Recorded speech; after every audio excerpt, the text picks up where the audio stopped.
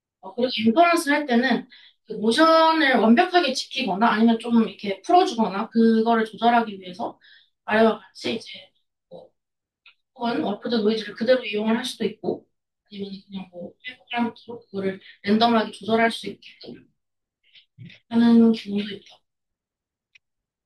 그래서 다양한 샘플들을 보면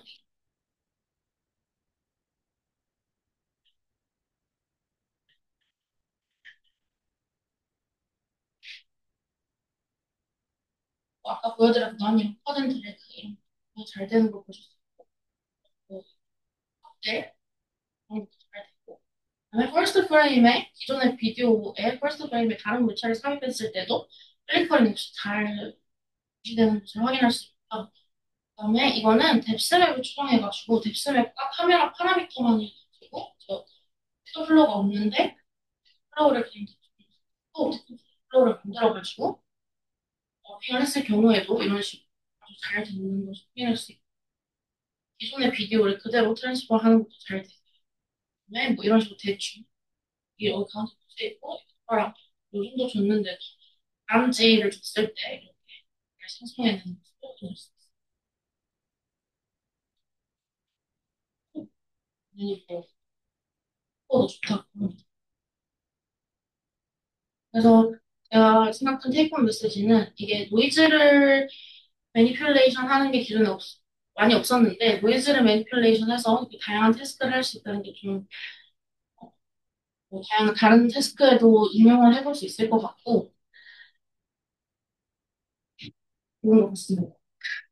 질문 있으실까요?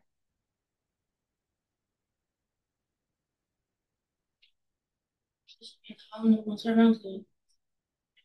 다음 논문은 원더플레이라는 논문이고 ICCP 이번 하이라이트 논문인데요. 이 논문은 앞에서 썼던 이제 보이터 플로우를 활용한 논문이에요. 그래서 뭐 그런 노이즈 마핑이 어떻게 사용될 수 있나를 찾아보다가 알게 된 논문이 있고 이 논문의 이제 목표는 이미지가 있을 때 이미지에 대해 피지컬 액션을 주는 이런 식으로 바람이 이쪽으로 이런 중력을 아래쪽으로 작동해라 이런 식으로 액션을 줬을 때 이제 동적인 3D 이미지가 생성되는 테스트 뭐 이렇게 이미지가 있을 때 이런 식으로 컵을 앞으로 쏟아라 이렇게 하면은 또 굉장히 속이는 그냥 만들어주는 거예요. 그래서 기존에는 이런 그 피지컬 시뮬레이션을 하는 방법들이 다 저런 식으로 어, 비디오 모델을 활용해서 하는 게 아니라 그냥 시뮬레이터 기반으로 이루어졌다고 해요. 그래서 굉장히 여러 뷰의 이미지가 필요했고, 그다음에 물체의 특성이 좀 리밋이 있었다고 합니다. 그리고 아무래도 시뮬레이터 기반이다 보니까 생성 품질이 안 좋았다. 그래서 이 논문에서는 그 요즘 나오는 비디오 모델들이 다른 비디오를 학습했으니까 이제 물리 현상을 어느 정도 알고 있습니다. 그래서 그 프로그램을 활용해가지고 이 물리 시뮬레이터를 줬을 때 그 물리를 반영하는 그런 비디오를 만들었다. 모티베이션으로. 그래서 메소드 오버뷰는 다른 것 같고요. 우선 이미지 한 장이 있을 때 그거를 이제 오브젝트랑 백그라운드로 분리를 해서 3D 리컨스트럭션을 합니다. 그다음에 이 리컨스트럭션 씬이랑 액션을 활용을 해가지고 피직스 시뮬레이터에서 이제 시뮬레이션 결과를 얻게 되고요. 풀산 시뮬레이션 결과를 얻게 됐을 때 그거를 가지고 이제 아까 말씀드렸던 데이터 플로우에 넣어가지고 비디오를 생성을 해내요. 그거를 다시 시뮬레이터에 넣어서 그냥 씬을 생성해내게 되고 네, 그거를 렌더링 한다고 합니다. 자세하게 설명을 드리면 우선 첫 번째로 이 이미지를 오브젝트랑 백그라운드로 분리를 합니다. 분리할 때 백그라운드는 이 Fast Layered Gaussian Surface를 사용했다고 해요. 그래서 필요한 게 이 3D 포지션이랑 오리엔테이션 방향, 그다음에 크기, 오퍼시티, 그다음에 컬러 이렇게 있는데요. 이 중에 지금 컬러만 T가 붙어 있는 이유가 백그라운드는 바뀌면 안 되는 설정인데 오브젝트가 움직이면 이제 그림자 같은 게 생길 수 있잖아요. 그림자 같은 거를 반영하기 위해서 컬러만 변경될 수 있도록 설정을 해뒀다고 합니다. 백그라운드 그렇게 해두고, 이제 오브젝트는 세이먼으로 이용해가지고, 오브젝트를 먼저 딴 뒤에, 그다음에 인스턴트 메쉬로 메쉬를 만듭니다. 그다음에 그거를 가우시안 서퍼스로 형태로 바꾸고요. 그 더스터 써가지고 그 월드 코디네이션 바꾼 뒤에 그다음에 인터널 필링을 하는데요. 이런 고체 물질 같은 경우는 상관이 없지만 이런 연기 같은 경우는 이제 이렇게 퍼져야 되는데요. 형태가 변해야 되는데 그러면 지금 가우시안 서퍼스는 안쪽이 비어있기 때문에 그거를 막고자 인터널 필링을 진행하는데 이건 뭐 특이한 건 아니고 그냥 복셀 그리드에서 점 몇 개 찍는다고 합니다.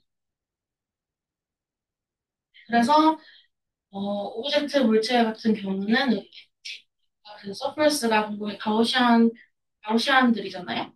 가우시안들을 연결하는 엣지가 있고, 그다음에 어떤 속도로 이용하는지 벨로시티가 있고, 그다음에 아까 같이 이런 가우시안 서퍼스를 구성하는 그런 걸로 이루어져 있다고 하고요.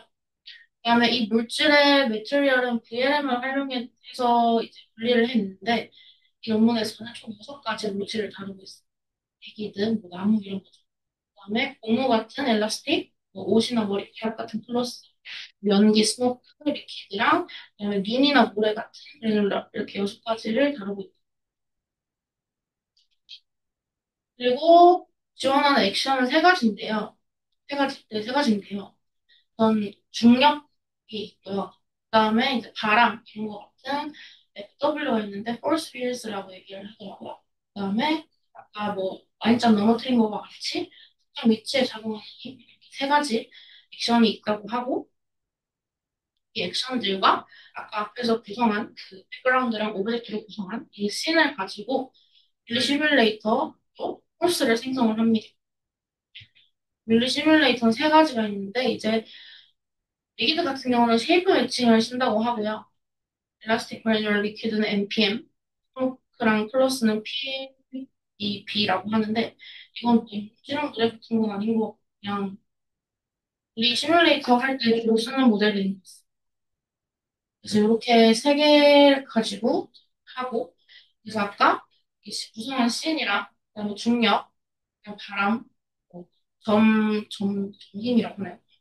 점힘 이렇게 넣어서 솔브에 넣었을 때 나오는 게 이제 그 물체가 어디로 이동할 것인지랑 방향이랑 얼마나 이동할 것인지 이렇게 3가지가 나온다고 합니다. 그럼 이거를 활용을 해가지고 이 아까 벨로시티 나온 거 가지고 옵티컬 플로우를 구성을 해요.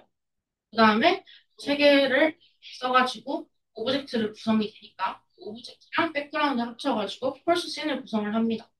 이 폴스 씬을 다시 렌더링해서 폴스 비디오가 되고요. 그래서 우리는 여기서 사용한 이 옵티컬 플로우랑 폴스 비디오 가지고 보이트 플로우의 녹음은 이니셜 이미지고요. 그래서 이거를 활용해서 비디오를 생성한 뒤에 생성하는데 그때 이제 어피어런스 좀 보완하고 싶다 해서 SD 에딧 방식을 적용을 해가지고 홀스 비디오랑 뭐 보이드 플로어에서 나온 그 노이즈, 어프드 노이즈 적절히 섞어가지고 시작을 했다고 하고요. 그다음에 배경에 이게 비디오 모델을 쓰다 보니까 배경이 가만히 정지해 있어야 되는데 다른 물체를 생성을 했다고 해요. 그래서 그거 없애려고 마스킹을 적용을 했다고 합니다. 네, 그래서 홀스 시뮬레이션을 보정하는 V가 생성되게 되고 그거랑 홀스 비디오랑 로스를 보게 됩니다. 비디오 모델은 아까 말씀드렸던 보이터 플로우 코어 비디오 X 썼고요. 그다음에 여기서 알 수 있는 거는 보이터 플로우가 뭐 다양한 태스크에서 많이 활용될 수 있다. 그다음에 비디오 모델이 윤리 현상을 많이 학습해 놔서 뭐 이런 태스크에도 쓸 수 있다. 이런 걸 알겠고. 그다음에 보시면은 뭐 여기 아래쪽으로 작용하니까 이렇게 잼 같은 게 아래로 잘 흐르는 모습. 그다음에 오른쪽에서 바람을 불었을 때 모래성이 왼쪽으로 잘 되고, 그다음에 힘을 주는 위치에 따라서 뭐 두 사람이 이쪽으로 넘어지는 이런 씬들이 잘 형성되는 것을 확인할 수 있고요. 기존에 존재했던 시뮬레이터 모델들 뭐 피지젠, 가우시안 이런 모델들이랑 비교를 했을 때도 이 러버덕을 바다에 떨어뜨렸을 때 이렇게 둥둥 잘 떠오르는 것을 볼 수 있고, 그다음에 이 배를 빨간색 배를 오른쪽으로 이동했을 때 다른 모델들은 거의 배가 난리가 나거나 아니면은 뭐 그림자가 분리가 되거나 그런 현상들이 있는데 모델은 그림자까지 같이 잘 이동하는 것을 볼 수 있습니다. 여기까지 오실 질문 있으실까요? 네. 다른 모델들 시뮬레이터가 시뮬레이션 기반. 네. 근데 왜 저렇게 배가 이상해지? 이런 거. 뭐 3D 씬 구성할 때좀 힘들죠.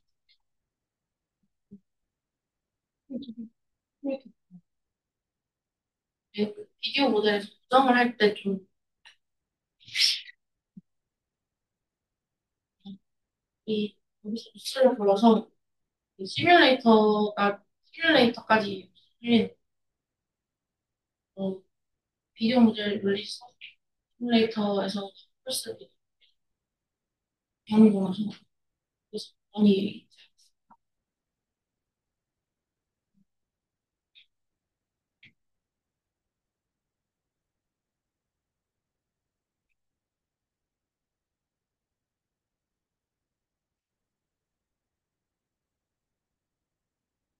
네. 네, 시뮬레이터에서 일체마다 솔버를 다른 걸 쓴다고 했잖아요. 네. 일체마다 그러니까 이 물체가 리지드할지 일라스틱할지를 어떻게 판단? 그거 여기서 VLM 써가지고 구분을 합니다. 그냥 저 결과를 직접으로 이렇게 좀 믿고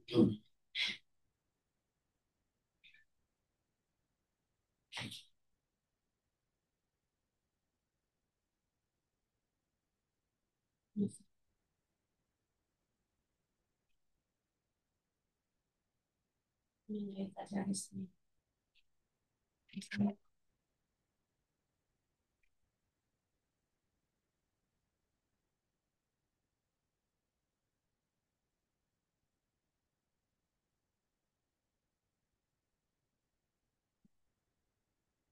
그러니까 안녕하세요. 지난 학기 신입생으로 들어와서 과학을 로봇 쪽 연구 시작한 김치빈. 두 가지 휴머노이드 전신 조종을 하는 것을 발표드리려고 하는데, 첫 번째 거는 말 그대로 로우 레벨 컨트롤 전신, 어떤 모션을 따라하게 하고 싶을 때, 그때 쓸 수 있는 모델이라고 보시면 좋을 것 같아요. 근데 어떤 비주얼 인풋이나 랭귀지 인풋은 들어가지고 좀 페이퍼 자체로. 그래서 쉽게 말하면 블라인드라고 생각하시면 돼요. 두 번째 페이퍼 같은 경우에는 그럼 로우 레벨 컨트롤러 앞단에 디자인이나 랭귀지 인풋을 받을 수 있도록 갖다 붙이면 어떨까? 비주얼 인풋, 랭귀지 인풋 같이 받아서 이제 휴머노이드를 조종하는 페이퍼. 근데 일단 조금 프리미너리가 오늘 조금 더 길고 뭔가 뒤에 있는 그 기계는 좀 튜토리얼 위주로 그거 위에 쌓아서 갈 것 같아요. 홀은 일단 어떤 휴머노이드가 딱 있을 때 사람처럼 일단 껍데기는 비슷하게 맞춰놨는데 실제 모션을 하는 것도 사람처럼 이제 동작을 할 수 있게 만들 수 있을까 하는 분야에서 지금 요즘 연구하고 있어요. 이 페이퍼 같은 경우에는 보통은 이제 홀 기반으로 이제 학습을 합니다. 그러니까 예를 들어 워크라는 4초짜리 모션이 있으면 그걸 죽어라 이제 따라 하도록 좀 일종의 오버피팅을 시키는데 그렇게 학습한 모델에게 댄스를 갑자기 시키면 보통 이제 따라하지 못하거든요. 그래서 많은 사람들이 고민하는 것 중에 하나가 이거 대규모의 어떤 모션 데이터셋 갖다 놓고서 일단 그거 하나의 플리시로 모든 모션을 어떻게 다 따라하게 할 수 없을까? 하는 좀 질문에 여러 페이퍼들이 나오고 있었고 그 중에 하나가 이 페이퍼입니다. 그럼 보통은 원래는 어떻게 했냐? 이 페이퍼처럼 하는 예를 들어 비디오 같은 거에서 이런 모션이 있다고 했을 때 기존 쪽 분들이 열심히 이제 깔아주시는 분들이 SNPL을 비디오로부터 이제 휴먼 메쉬를 이제 보통 리커버리를 할 때, 저희는 그 휴머노이드 쪽에서는 이제 이 모션을 따라하려고 합니다. 휴머노이드. 리타게팅이라는 과정을 통해서 여기 이제 있는 휴먼 메시의 모션을 로봇이 따라하도록 이제 합니다. 이게 뭔가 잘 따라하는 것 같은데 여기서 좀 짚고 넘어가야 될 부분은 저기는 액션이 아예 없습니다. 그러니까 영화 CG 같은 거라고 생각하시면 돼요. 그게 실제로 포크를 로봇이 이제 각 관절을 뭐 얼마나 불어줘야 되는지 이런 정보가 아예 없이 이제 기하학적으로 팔이 저기 있으면 된다 이런 것만 있고, 팔 저기로 가려면 포크가 얼마 걸어야 되는지 등등의 정보는 아예 없는 데이터라고 보시면 돼요.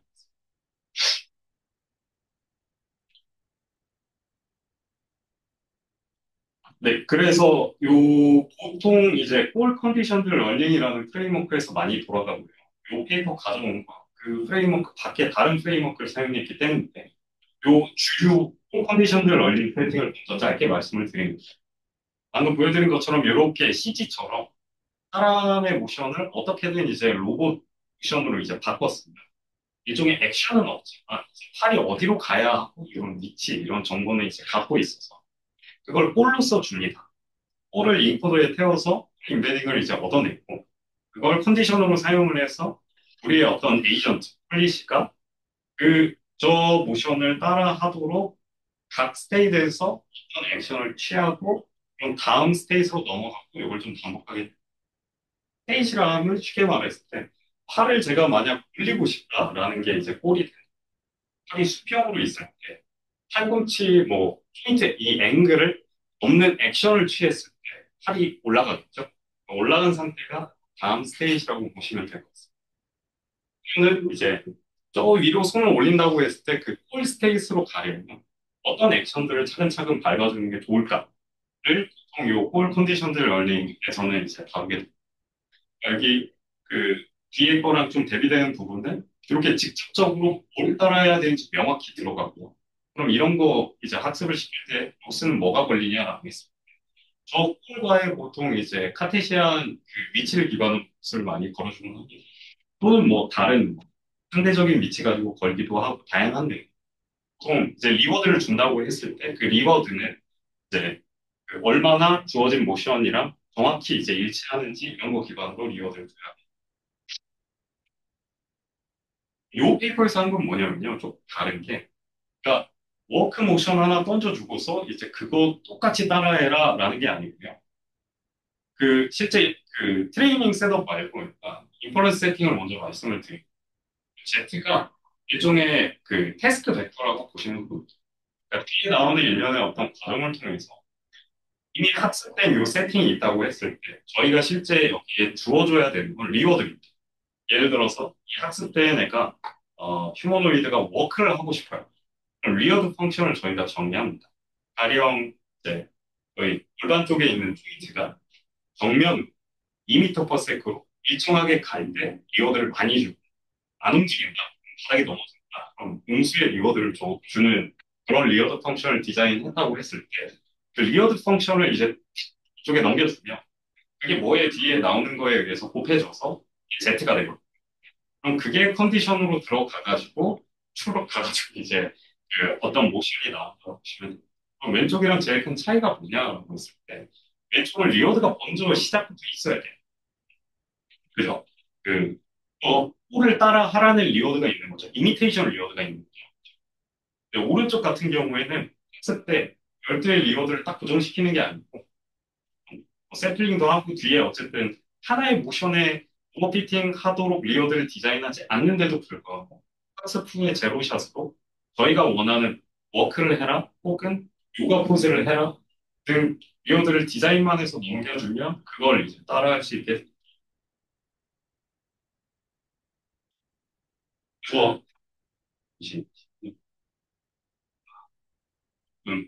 빨리 보겠습니다. 여기 정말 이제 최대한 간단하게 말씀을 드리고 넘어가면요. 첫 번째 줄이 보통 이제 이 강화학습 쪽에서 많이 쓰는 이제 수식 액션 밸류 펑션이라는 게 되게 중요한 펑션입니다. 얘의 역할을 어떤 스테이트에서 내가 어떤 딱 상태에 있어 어떤 액션을 아까 취한다고 했잖아요. 특정 스테이트에서 어떤 액션을 딱 취하는 게 얼마나 이제 가치 있는 행위인지. 그럼 여러 가지 액션 중에 이제 저 값이 높은 액션을 취했다라는 건 일종의 옵티멀 액션을 취했다고 보시죠. 그래서 보통 첫 번째 식을 많이 쓰는데 첫 번째 식에서 그럼 주목하실 부분은 R이 사이에 껴있어요. 아까 기존 페이지에서 말씀드린 것처럼 R이 이 사이에 껴있기 때문에 저희가 미리 이제 준비를 해서 학습을 해야 되는데 이제 석세스 메저라는 어떤 식을 이용을 하면 이걸 이제 분리해낼 수 있습니다. 그럼 요 석세스 메저랑 이거를 이제 곱해서 접근하면 요 기존에 저희가 필요한 요 펑션이 나옵니다. 그럼 고민할 부분은 이거죠. 이게 뭔가 이 빨간색 하나, 둘, 세 개가 메인인데 아까 페이지에서 말씀드린 것처럼 인퍼런스 타임에 리워드 디자인에서 넘겨주면 무언가 이 액션 밸류 펑션이 나와야 되지. 그럼 저희가 학습 때 뭘 배워야 되냐라고 했을 때 이 석세스 메저와 관련된 부분을 잘 트레이닝 셋업에서 해결을 하면 M이 주어진 상황에서 인퍼런스 타임에 R을 던져줬을 때 액션 밸류 펑션을 구할 수 있습니다. 그럼 아까 말했듯이 각 스테이트에서 어떤 액션을 하는 게 가치가 높은지를 평가할 수 있기 때문에 그럼 그 스테이트에서 어떤 액션을 취하는 게 좋은지 알고 그 액션을 취하면 다음 스테이트로 넘어가. 반복되면 어떤 모션을 할 수 있다. 그럼 저거 M 어떻게 구하냐? 밑에 있는 부분은 시간상 넘어가겠습니다. 그럼 이제 그 M 어떻게 구하냐 부분만 좀 얘기하면 돼요. 근데 사실 그 포워드, 백워드라는 포워드, 백워드 레프레젠테이션이라는 게 나와서 그걸 이용해서 좀 진행이 되는데 탭을 가져온 건 그걸 휴머노이드에 적용했기 때문입니다. 왜냐하면 휴머노이드가 문제 특성상 이 관절 자유도나 이런 게 굉장히 복잡해서 좀 작은 로봇 네 발 달린 거 이런 건 잘 돼도 이상하게 휴머노이드 시키면 잘 안 되는 경우가 많거든요. 근데 그 FB라는 그 레프레젠테이션을 휴머노이드에 적용을 했는데 그게 이제 결과가 잘 나왔고 메타에서 모델을 이제 오픈소스로 공개를 해서 들고 있습니다. 그리고 그 FB에 대한 자세한 수식은 여기 담지 않았습니다. 페이퍼밖에 아니에요.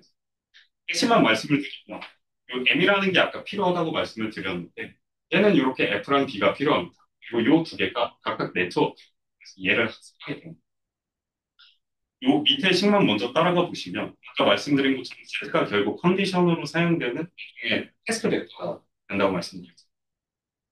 얘가 결국 요 B랑 R을 곱한 거 가지고 이제 수식이 나오는데 그렇게 되면 요 M이랑 Z를 같이 이제 비교를 했을 때 그 왼쪽 첫 번째에 있는 요 Q가 인테그랄 MRS잖아요. 여기 Z 있는 부분이랑 요 M 있는 부분, 여기 두 개를 묶으면 Q가 이런 식으로 이제 간단히 이제 표현이 됩니다. 그리고 아까 말씀드린 것처럼 Q는 각 스테이트에서 어떤 액션을 취하는 게 좋은 건지 평가하는 펑션이기 때문에 그럼 타이라는 건 타이시 어떤 스테이트에서 그래서 나 뭐 해야 돼? 를 결정하는 이유가 방금 말씀드린 요 Q가 여기잖아요. 그 가치가 가장 높은 액션을 취하는 게 플리시의 역할이라고 보시면 Q로 가는데 여기서 의문점이 뭐냐라고 했을 때 요 F랑 B가 부어지는 건 뭐 일단 요 페이퍼게 아니라서 넘어가는데 요 수식상 되게 의아한 게 있어요. 그게 조금 더 중요한데 요 페이퍼에서 그러니까 아까 첫 번째 기존이랑 요 페이퍼에서 다른 게 리오드라 그랬거든요. 그러니까 원래 리오드가 있어야 되는데 이 페이퍼에서는 아까 석세스 메저라는 무언가를 이제 정의를 해서 분리를 했기 때문에 학습 때 별도의 리오드를 지정 안 해도 학습 끝나고 리오드 펑션 던지면 하더라. 이게 메인이었는데 학습 때 여기 보시면 여기 얘 부으려면 여기 Z가 들어가야 됩니다. 근데 Z를 보면 Z가 여기 R이 들어가 있어요. 그래서 이게 그럼 R이 없는데 이거 Z 어떻게 구해서 이제 얘를 어떻게 학습시키지? 라는 의문 하나가 이제 남는데요. 그걸 빼고는 이제 수식이 좀 간결한 편이어서 요 페이퍼 기반으로 쭈루룩 가서 휴머노이드에 적용을 했다 보시면 돼요. 저거 어떻게 했냐? 정말 네. 얘는 뭔가 그냥 월드 모델인가 다이나믹만 이해하는 모델인 것 같아요. 맞습니다. 그거 하나 학습한다고 리워드를 던져주면 그 리워드가 원하는 거예요. 그게 여기 이상한 요 부분이랑 관련이 있어요. R이, 그러니까 지금 요 수식상에 R이 안 들어가면 학습이 안 돼야 정상이에요. 근데 뒤에 빼고치를 한번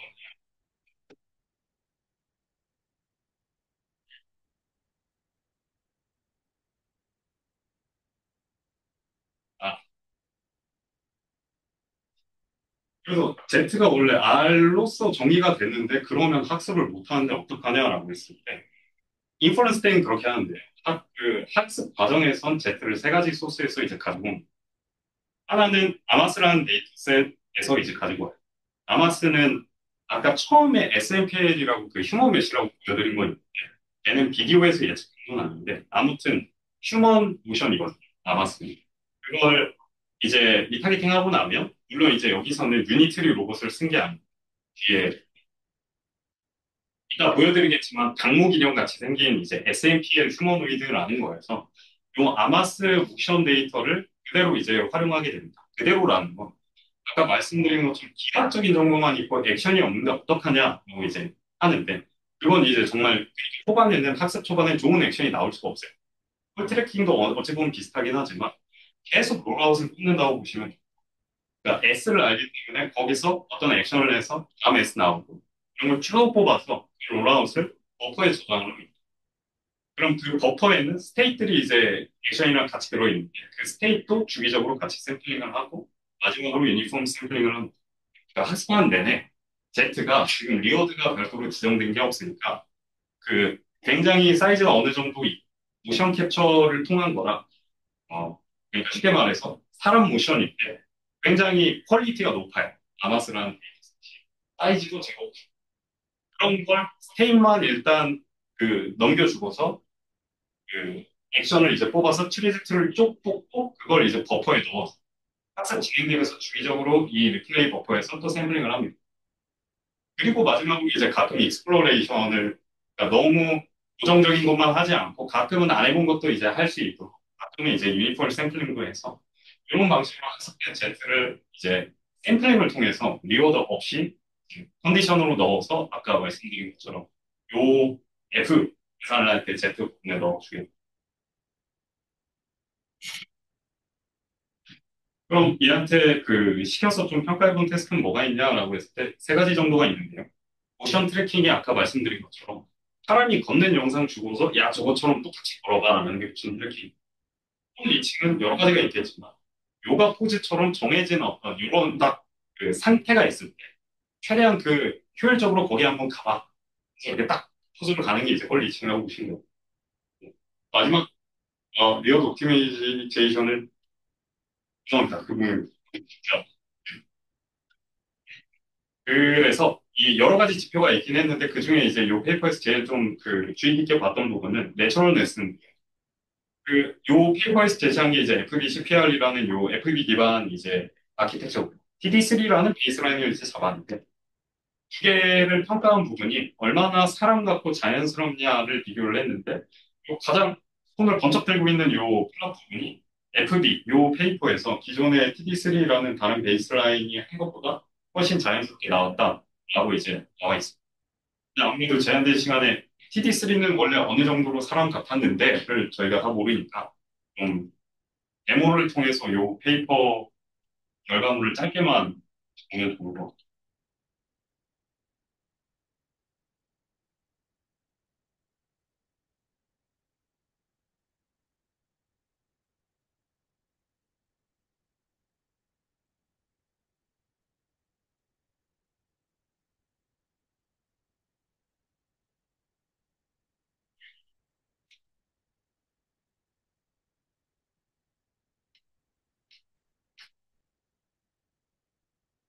네, 몇 분 뒤에 다시 가보겠습니다.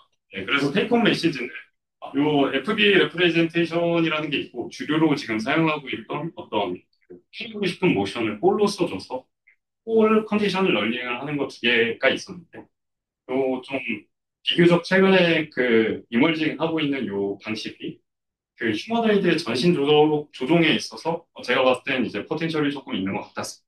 가장 큰 이유는 이제 하나의 모션을 따라하게 하는 건 조금씩 조금씩 이제 뭔가 풀어져 나가고 있는 것 같은 거.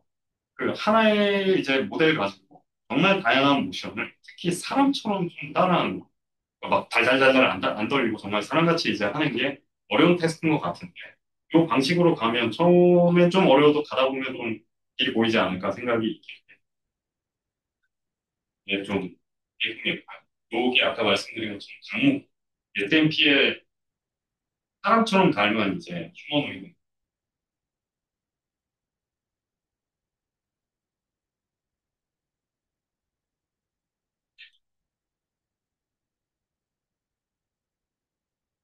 네, 요 왼쪽 보시면 그 여러 가지 태스크가 있는데 아까 마지막에 세 개 말씀드린 모션은 말 그대로 어떤 워크 이런 거 해라. 어, 따라해야 될 모션을 이제 인풋으로 넣었을 때 워크도 있고 아니면 옆돌기도 있고 이런 걸 컨디션으로 이제 Z 아까 그 Z가 아니고 R을 넣어주면 R에 아까 그 뭐 B라는 스팸 무언가에 해져서 이제 Z가 나옵니다. 이렇게 컨디션을 줬을 때 이렇게 모션을 할 수 있고 포즈도 있습니다. 특정 동작으로 탁 움직이는 거라고 보시면 돼요. 흔들리고. 그리고 마지막으로 리워드 기반이 있습니다. 이거는 좀 휴리스틱적으로 페이퍼에서 여러 개 진짜 많이 정의를 했는데 뭐 move backward라고 하면 뒤로 이제 걷기잖아요. 리워드 펑션 어떻게 정의됐냐 했을 때 몸의 이제 앞쪽 스피드가 마이너스입니다. 그러니까 앞쪽 마이너스 뒤로 2m/s로 이제 가는 거라고 보시면 돼요. 이런 식으로 이제 딱 던져줬을 때 이렇게 좀 이런 거. 물론 이게 메타에서 이제 열심히 뭔가 처리를 해서 공개한 거니까 아마 이게 실제로 뭐 돌려보면 이렇게까지 예쁘게 나올지는 모르겠는데요. 축구 같은 거 싸도 이제 맞았다가 넘어졌다가 자니까. 그래서 좀 가져왔습니다. 네, 그리고 두 번째는 르벌브라다. 네. 질문이 두 개. 네. 첫 번째로는 그건 그 기존에 골을 넣어주는 것보다 얘가 더 잘 할 이유랑 두 번째는 저 자연스러운 뭐를 기준. 아, 일본 같은 경우에는 아직은 없습니다. 그러니까 그 얘가 특정 워크라는 어떤 모션을 반드시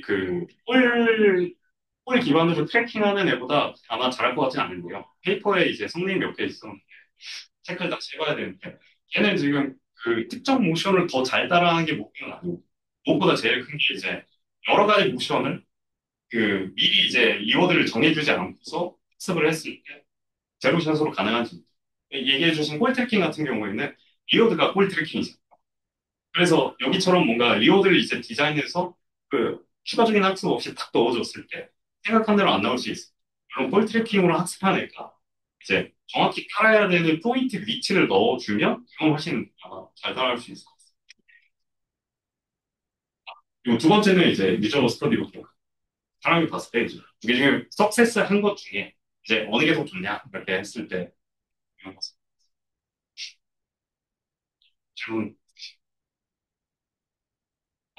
네. 두 번째는 그러니까 앞단에서는 어떻게 몸을 움직일 것인가. 근데 사실 로봇이 받는 정보는 시각, 눈 가려져 있고 귀 닫아져 있는 상태로 보시면 되는데요. 여기선 그 귀랑 눈을 달아줬다고 보시면 됩니다. 그래서 그 기존까지 연구들의 이제 문제는 바로 앞에 페이퍼도 사실 일종의 그런 역할인데요. 블라인드. 그 어떤 비주얼 인풋 없이 그냥 따라해야 되는 관절 위치 같은 걸 이제 주고서 그걸 따라해라. 이런 거다 보니까 왜 그러냐 했을 때, 일단 그 비전 랭귀지 데이터가 휴머노이드는 많이 없기도 합니다.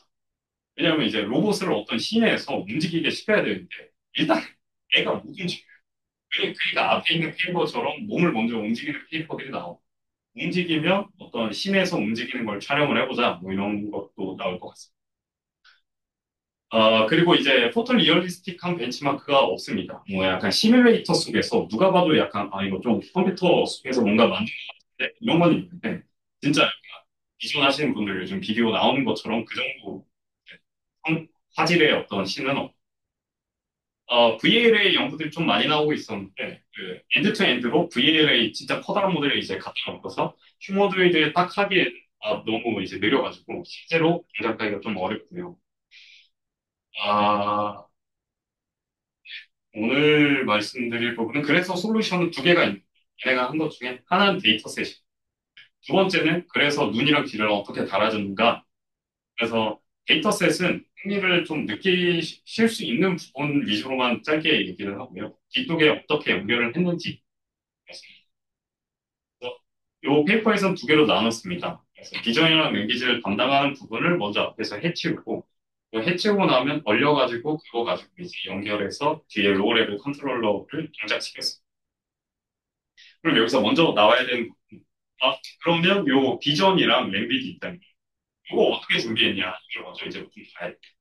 이게 학습을 하려면 결국 휴머노이드가 움직이고 있어야 되고, 그걸 둘러싸고 있는 어떤 비전이랑 랭귀지 데이터가 페어링이 되어 있어야 되잖아. 그러니까 그걸 어떻게 구했는지 좀 먼저 나옵니다. 그 데이터가 아까 첫 번째 페이퍼 말씀드린 것처럼 아마스 등등 어떤 사람이 움직이는 거 모션 캡처를 한 휴먼 데이터가 조금 있거든요. 그걸 리타게팅을 하면 기하학적으로 휴머노이드가 CG로 움직이는 것까지는 얻을 수 있습니다. 말씀드린 것처럼 이게 그래서 토크 얼마나 줘야 되는데 이게 되게 어려운 부분이고 스케일업 하기도 되게 어렵거든요. 그러다 보니까 이걸 어떻게 신에서 움직이는 데이터를 구상을 할까 이게 너무 궁금했는데요. 예를 들어 이런 데이터셋을 이제 만들어서 이 페이퍼에서 공개를 했어요. 그러니까 신 속에서 되게 다양한 신 속에서 로봇이 뭐 걸어다니고 어디 주변으로 이제 돌아다니고 돌고 있고 이런 것들이 있는 데이터셋 대체 어떻게 했냐? 왜냐하면 휴머노이드가 걷는 것도 사실 리얼 월드에서 쉽지 않아요. 근데 이 부분이 조금 재미있습니다. 그러니까 첫 번째, 두 번째는 좀 당연한 얘기고요. 신 수준에서 아까 말씀드린 것처럼 요 신의 벽지나 아니면 각종 뭐 물체 이런 거 있잖아요. 그런 걸 랜덤하게 이제 랜더마이제이션 한 거는 그랬거니 하는데 그래서 이 모션 데이터 거기다 배치 어떻게 했냐가 되게 궁금했는데요. 알고 보니 이분들이 P랑 오브젝트를 먼저 만들고서 거기에 이제 살포시 로봇에 맞춰줬다고 생각하시면 무슨 말인가? 저희가 갖고 있는 로봇 키네베틱 CG 데이터는 로봇은 그냥 계속 앞만 보고 걸어요. 그러니까 저희가 그걸 뭐 어떻게 조정할 수 없어요. 걔는 그냥 앞으로 걷는 4초짜리 영상이 있는데 씬을 거기다 끼워 맞췄다고 보시면 돼요. 그러니까 앞으로 걷고 있는데 로봇 트레젝토리가 끝나는 그 지점에 이제 초록색 소파를 턱 갖다 놓고서 이 녀석 그린 소파를 향해 워크 포워드 했구나. 이런 식으로 라벨링을 이제 했다고 보시면 그렇게 씬이랑 페어링을 좀 해서 그 휴머노이드가 움직이는 이런 데이터셋을 만들었다고 보시면 될 것 같습니다. 그래서 거의 사실상 움직이고 있는 키네매틱 모션 기반으로 씬이랑 오브젝트 최대한 자연스럽게 끼워 맞춰주고서 랜더마이제이션 거쳐가지고 여러 번 이제 데이터를 조금 어그멘테이션해서 구성을 했다라고 합니다. 그래서 다양한데요. 여기 근본적으로 데이터의 종류는 세 개인데요. 말씀드린 것처럼 비전, 그리고 랭귀지, 그리고 이게 어떻게 움직이고 있는지, 뭐 큰지. 근데 이 중에 조금 보실 만한 부분은 어떤 거는 이제 데몬스트레이션 이미지인데, 그러니까 이미지가 있다는 건 요 페이퍼 내에서는 랭귀지도 있다는 뜻입니다. 왜냐하면 VLM 돌려가지고 랭귀지를 뽑았다고 하고, 그러니까 이미지가 있는 요 데몬스트레이션도 있고, 아래쪽 같은 경우에는 이미지가 없습니다. 그래서 아마 좀 끼워 맞추기가 쉽지 않았겠죠. 그냥 모션은 가만히 있는데 어떻게든 거기 맞춰야 돼. 네, 그래서 앞에가 데이터셋인데요. 결국 아까 VL이랑 A를 뽑기 위한 거였는데 데이터 모은 게요 비전이 있고 랭귀지가 있고 아까 말씀드린 것처럼 원래 있던 CG 데이터가 있고 비전 같은 경우에는 1인칭이랑 3인칭을 둘 다 이제 준비를 했습니다. 근데 어떻게 했냐라고 하면 씬 만들어 놓고 로봇 거기서 이제 움직이니까 그때 로봇 센서 달려있는 거 가지고 촬영을 했다고 보시면 되고 옆에 있는 스페이시랑 프리딕션 같은 경우에 요 GT 프리딕션이라고 써있는 요 부분이 요 M초라고 보시면 지금은 직관적으로 이해가 편할 것 같습니다. 그러니까 1초, 2초 해가지고 M초 동안의 트레젝토리라고 보시면 되겠습니다. 시간 나옵니다. 그래서 VL 같은 경우에는 하이레벨 컨디셔널 VL을 이제 학습을 시켰고요. 뒤에 이제 액션 같은 경우에는 일본 페이퍼랑 비슷하게 어떤 다양한 모션을 이제 얘가 따라하도록 하는 겁니다. 그러니까 처음에 좀 길게 얘기했던 이유가 여기서는 FD 레프레젠테이션 럴링이 아니고 주류라고 말씀드렸던 컨디셔널 럴링을 합니다. 그래서 따라하고 싶은 어떤 휴먼 모션이 있을 때 각 관절의 3차원 위치 어디인지 봐가면서 거기에 최대한 비슷하게 움직일 수 있도록 학습을 합니다.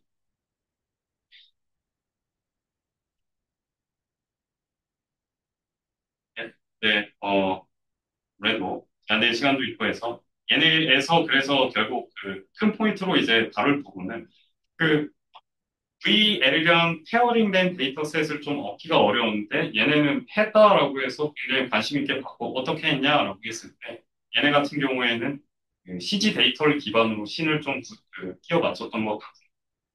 그걸 가지고 요 VL 쪽을 조금 학습을 하고 나서 얘를 얼려놓고서 얼린 후에 그걸 다시 컨디션으로 줘서 이 뒤쪽에서 로우 레벨 컨트롤러를 부었다고 이제 그 학습시켰다고 보시면 돼요. 구체적으로 여기 뭐 레이턴트 벌브라고 써 있는데 이건 어떤 것이냐? 비전이랑 랭귀지 인풋이 이제 들어와서 그걸 가지고 CVA를 이제 학습하고 났을 때 속에 있는 이제 레이턴트 버케블러리 그 속에는 어떤 모션에 대한 것인지 정보가 담겨 있을 거고 그걸 바탕으로 뒤쪽에 원래는 이제 티처 폴리시라는 걸 붓고 그걸 바탕으로 스튜던 폴리시라는 걸 부어서 실제 세상에 이제 배포할 수 있도록 한다 요거라고 보시면 되는데 지금 일단 이 초록색 박스에 앞단 VL에서 나온 레이턴트가 CVA 학습하고 나서 비전이랑 랭귀지의 어떤 정보가 담긴 레이턴트를 뒤쪽 액션 실제로 실행할 폴리시한테 넘겨주면 그 ZL 컨디션으로 갖고 특정 스테이트에서 어떤 액션을 하는 게 좋을지를 바탕으로 학습을 하게 됩니다. 그럼 결국 이게 전부 학습이 이제 끝나고 나게 되면 이것이 할 수 있는 건 이제 딴것 같다고 보시면 됩니다. 그러니까 실제 어떤 씬이 이제 있을 때 이 로봇이 가만히 앉아 있는 게 아니고 앞에를 지금 다 보고 있는 거고 비주얼 인풋이 1인칭으로 이제 들어가고 있고요. 거기에 이제 겟업 아니면 스탠드업 프롬 박스 이런 이제 랭귀지 인풋을 같이 줬을 때 옷이 그 제로샷인데 다 끝나고 이제 그 스탠드업 프롬 박스라고 했을 때 잘 일어나더라는 걸 조금 제시를 했다고 보시면 그 이쪽에서 그럼 이런 게 아예 없었냐라고 했을 때 사실 랭귀지 기반으로 조금 최근에 나오고 있어. 이전까지 같이 엮어서 나온 게 휴머노이드 중에도 있는데 가만히 서서 하는 매니플레이션 이런 거 꽤 있으나 이제 로코모션 쪽 움직이는 거에선 많이 없어서 오늘 그래서 앞에 있는 블라인드 컨트롤러랑 두 번째는 주류 방식으로 학습하고 거기다 눈이랑 귀 달아준 페이퍼를 조금 받아왔습니다. 네, 질문 있으실까요? 주시면 여쭤보도록 하겠습니다.